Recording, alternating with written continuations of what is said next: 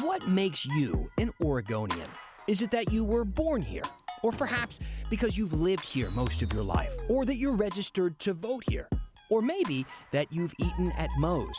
That last one is an argument a New York Times columnist is making to say he's eligible to run for governor. But let's not get too ahead of ourselves talking about an election that's more than a year away, because we've got a huge crisis to deal with right now: our overwhelmed hospitals. We have 161, I think, nursing positions open and unfilled right now at this hospital. And as if we needed one more thing to worry about, I guess murder hornets are back. The hornets did a mass attack of one of the paper wasp nests, which is the classic slaughter phase behavior. Here's the story. Slaughter phase behavior? Okay.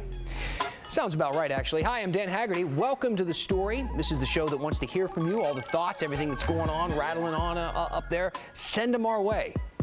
We want to hear them, all right? Maybe we'll sign a reporter. Who knows? Use the contact information you see at the bottom of your screen. You can email us at thestory@kgw.com or use that hashtag HeyDan on Twitter.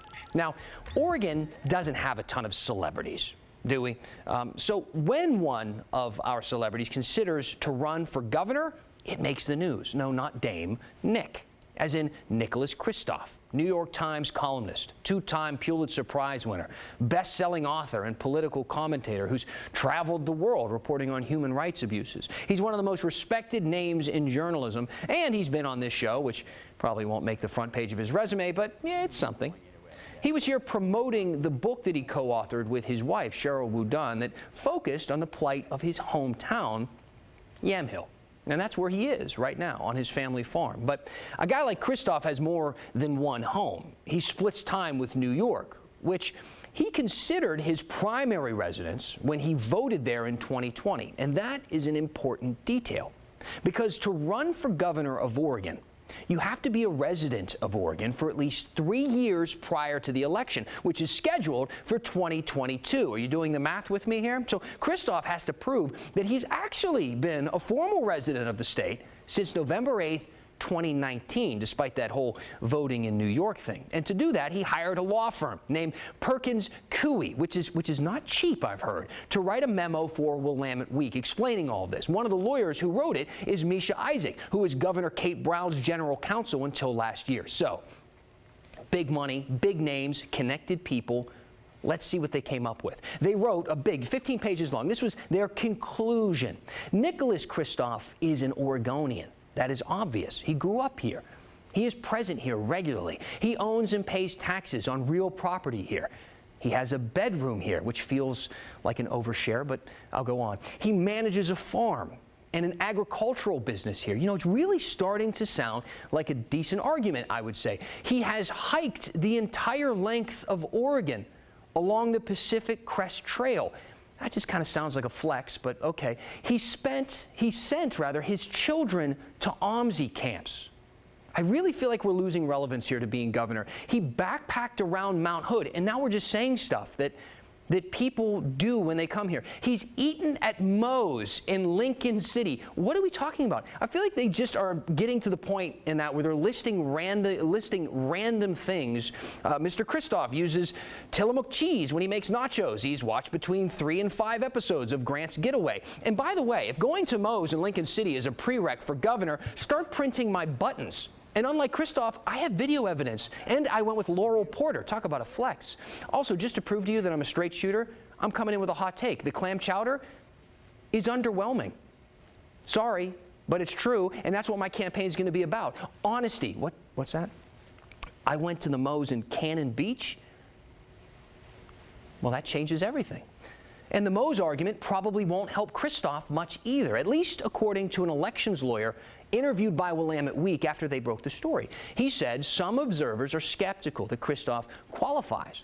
To vote in New York, which he did, a person must attest, i.e. swear under penalty of perjury, to be a resident of New York. In November 2020, Mr. Kristof attested that his permanent and principal home was in New York. But Kristof's legal team, they have a plan for that by basically calling into question the definition of the word resident, writing residence means several different things in law, and I can tell at this point I'm probably losing you. right? So you're wondering, Dan, can you just cut to the chase? Does any of this matter? Will this timeline matter? Well, it might. I mean, if he does decide to run, and it looks like he's leaning in that direction, he will have opponents. And if someone challenges his status, it will go to court. And hopefully for Kristoff, the judge identifies with mows and hiking. As far as those opponents and who they might be, on the Republican side, a lot of people have declared. Former candidate Bud Pierce, the mayor of Baker City, Kerry McQuiston, and several others. You see them all listed there on the screen, and I'm sure we'll get more as we approach the election. As for the Democratic side of things, only one person is formally declared. That's Yamhill County Commissioner Casey Kula. But a lot of other big names have been floating around, like Multnomah County Commissioner Deborah Kafoury, Speaker of the House Tina Kotek, State Treasurer Tobias Reed, and Attorney General Ellen Rosenblum, just to name a few. All right, let's get to the big story tonight. So for the past couple of weeks, we've been telling you how overwhelmed our hospitals are with COVID patients. And not just telling you, but showing you. For the first time since the start of the pandemic, we got a chance to go inside the intensive care units at OHSU and St. Charles Hospital in Bend. They don't have enough beds. They don't have enough workers to take care of the patients who are going into the beds they do have. Some people who need things like cancer surgeries, they haven't been able to get those surgeries because the beds are filled up. And those cancer patients, some of them have died because of that. Well, finally, there was some help on the way. Nurses, paramedics, other medical staff, they are deploying to some of the hardest hit hospitals in our area. And I want to bring in Pat Doris right now. So Pat, let's just start big picture here. First of all, how dire is Oregon's ICU bed status? Well, it's pretty dire. There's only 8% available across the state, and that's a small number, especially when OHSU is predicting that in the next week or so, there could be 100 more people that are coming into the hospital system that are extremely sick. So that's not much margin for error. And this is an emergency situation. So they are bringing in, we've learned now, they're bringing in some outside help. I want to know, who are these people coming in to help, and how equipped are they to handle this crisis? Well, that's right. It'll be about 560 people, I think. They're coming in from all over the country, and there's people in the nursing profession who are sort of these traveling nurses. They don't have one place that they work. And so a company has collected a bunch of them and has now got them under contract, and they'll be sending them to Central and Southern Oregon.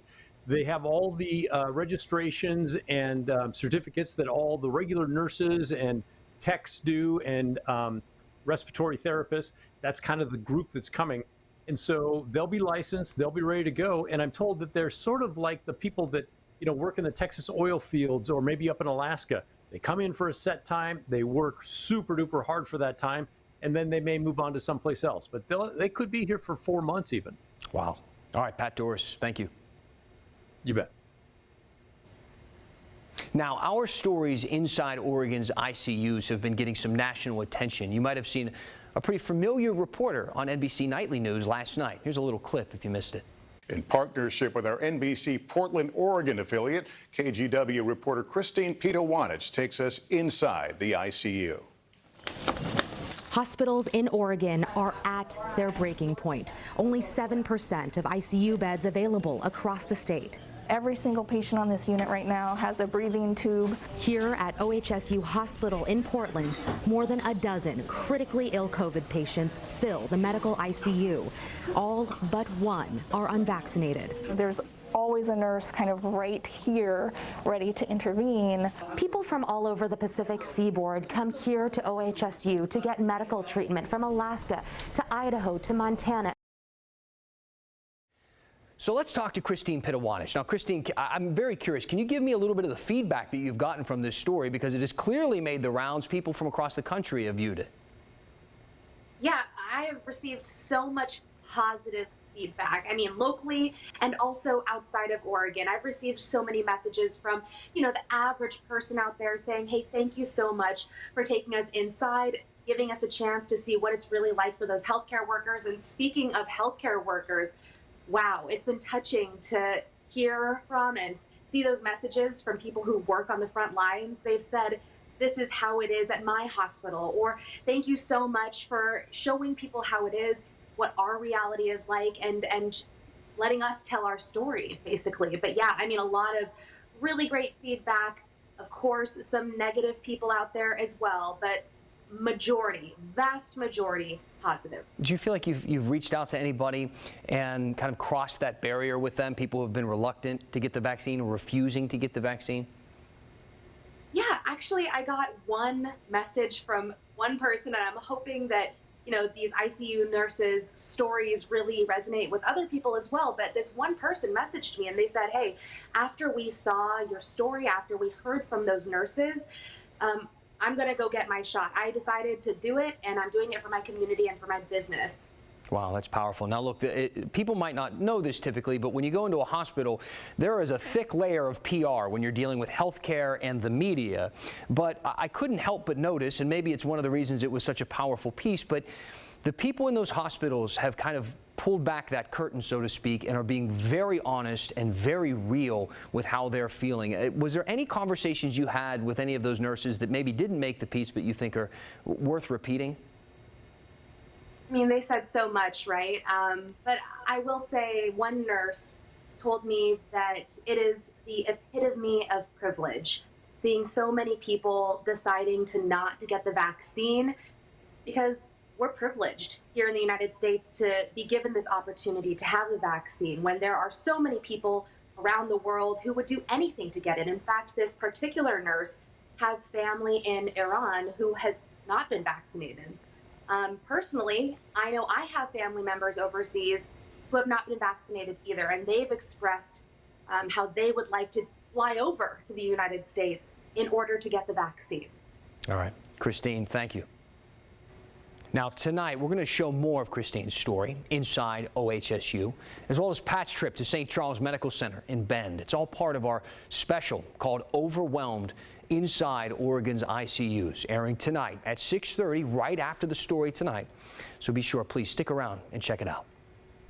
In the meantime, why don't we count some vaccines? We like to do that from time to time. More than 2.67 million Oregonians have gotten at least their first dose. More than 63% of the state's entire population right now with one shot at least. That includes everybody, even kids under 12, people who can't get the vaccine yet.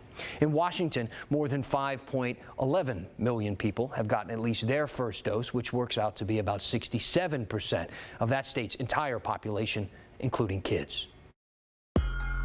Last night, we told you why you shouldn't take a medicine for horses to treat COVID. And a lot of you had a lot of questions about that. So let's answer them when the story continues.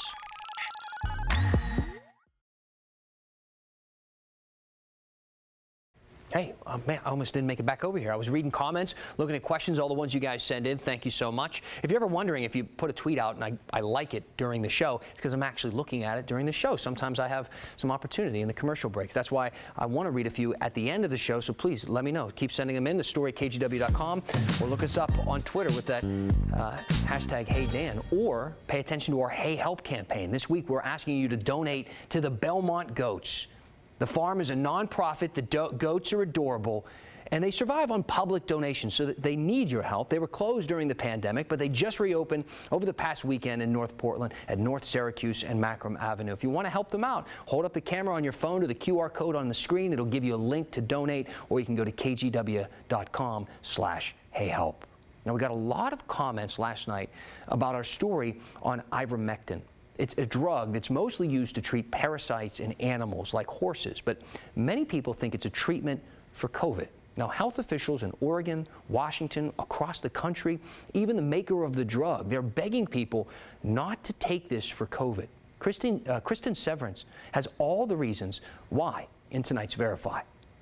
We continue to get emails from viewers about ivermectin, like this one from Joanne. So she wrote us saying there is good evidence that ivermectin really is effective for COVID-19, even though the FDA and CDC are bent on selling the vaccine as the only answer. Now, we've done a lot of research on this, and this is just not true. That's according to the Federal Drug Administration, Centers for Disease Control, the World Health Organization, Oregon Health and Science University, University and the manufacturer of ivermectin, Merck. They all say that ivermectin should not be taken to treat COVID. Ivermectin is a drug meant to prevent parasites in animals like horses. Ivermectin tablets are approved at very specific doses for people for treating parasitic worms or in a topical form for head lice. The FDA said taking large doses of this drug is dangerous and can cause serious harm. The Oregon Poison Center at OHSU has received 9 calls this month about people intentionally misusing ivermectin. Compare that to only 3 cases of people misusing the drug in all of 2020. Now, several viewers have sent us links to studies like this one, studies and clinical trials as proof that ivermectin works. But again, that's just not true, and here's why. Merck, the manufacturer of ivermectin, said there is no scientific basis for a potential therapeutic effect against COVID-19 from preclinical studies. Merck also said there is, quote, a concerning lack of safety data in the majority of studies. Again, this is coming from Merck, the company that makes the drug.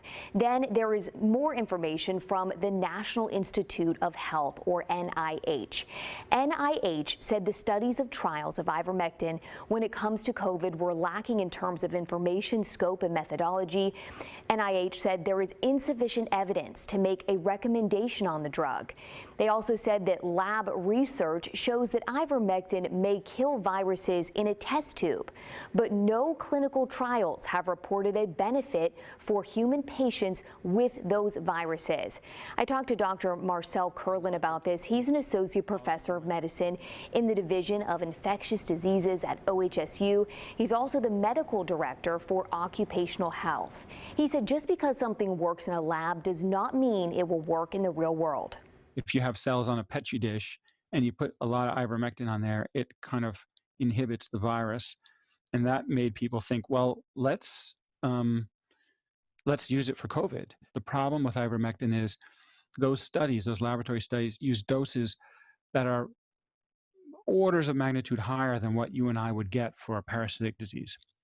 So the problem is you run into toxicity. I believe that that is going to be an obstacle, that the doses just required is just too high, would be toxic or fatal for people. And so it may not be clinically useful, even if it works in the lab. So again, based on guidance from the FDA, CDC, WHO, OHSU, and Merck, ivermectin is just not an effective treatment for COVID-19. Do you have something you want us to verify? Let us know. All you have to do is send us an email using verify@kgw.com.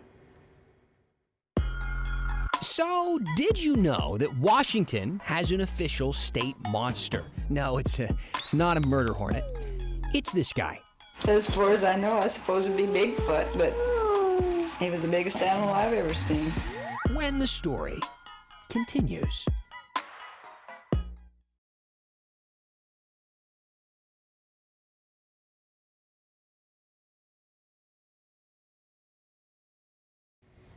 Hey, welcome back. So, does anyone else feel like this summer is kind of a little deja vu situation to 2020 in some ways? You know, like COVID cases are surging again, mask mandates are coming back, murder hornets are back. Oh yeah, murder hornets are back. It all started earlier this month. Someone living in Blaine, Washington, that's off I-5 near the border with Canada. They took this picture here of a hornet attacking a wasp's nest on their property. They sent that picture to the Washington State Department of Agriculture, and they then confirmed, yes, this is a murder hornet. They're actually called Asian giant hornets, but the nickname, the murder hornet, it's a lot scarier and more fun to say. This is what scientists say they saw the hornets doing when they tracked them down. And we should warn you, it's kind of a graphic and frightening description. An entire group of hornets then attacked one of the larger paper wasp nests, and the behavior they exhibited was they were simply grabbing all of the paper wasps and chopping their heads off, dropping them to the ground, and then harvesting, from that paper wasp nest. Actually described as the slaughter phase behavior that, obviously we are worried about with our honeybee population. So, I mean, I guess I would have to say, yes, that was slaughter behavior. My God, slaughter behavior? And hornets that are 2 inches long. Okay, all right, yeah, that's fine. Scientists, quite understandably, want to get rid of each and every one of these slaughter-behaving hornets, like yesterday, mainly because they prey on honeybees, which you heard him talking about there. It's a big implication for our food production. We like our honeybees. We need them. So they were able to dress in outfits that look like they should be going to Mars and instead track down this nest inside a decaying tree in Whatcom County, which is very, very different from Mars, actually. The scientists were ready to use a vacuum to suck them out of that tree and then destroy them. But the murder hornets, they weren't going out that easily. Upon starting our vacuuming, unfortunately, because the tree was so rotted away, the hornets were able to exploit this and create a second opening and did come out. Our safety gear worked very well in this instance. A few of us who were working very tight in the area were approached by the hornets, and they did actually attempt to sting us this time. But we're all very happy to say that our hornet suits worked very well.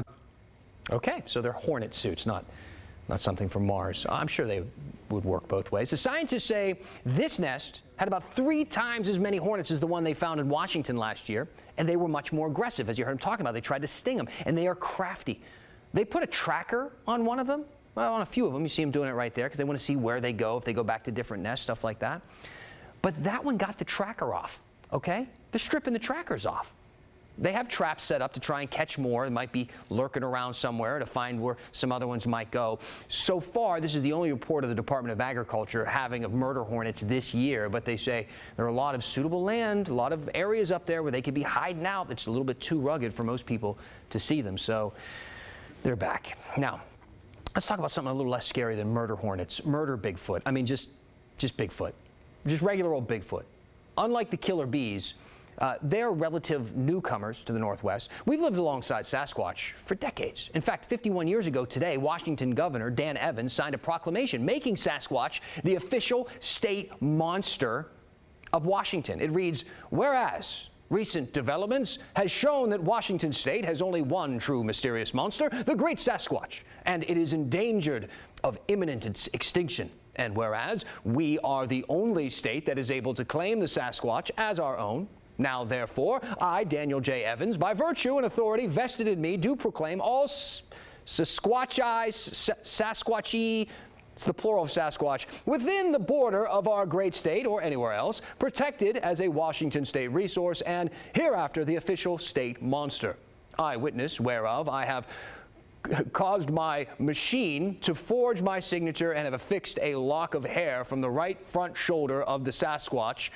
I feel like there's no way they could have that location of the body. "This 26th day of August, 1970. And yes, that is a real document that is in the Washington State Archives. I wish we had time for our lawmakers to be doing that nowadays. Have you ever seen a Sasquatch? If you do, don't call them a monster. They hate that. But anyway, let me know. Reach out, use that hashtag HeyDan. We're going to finish the story up after this.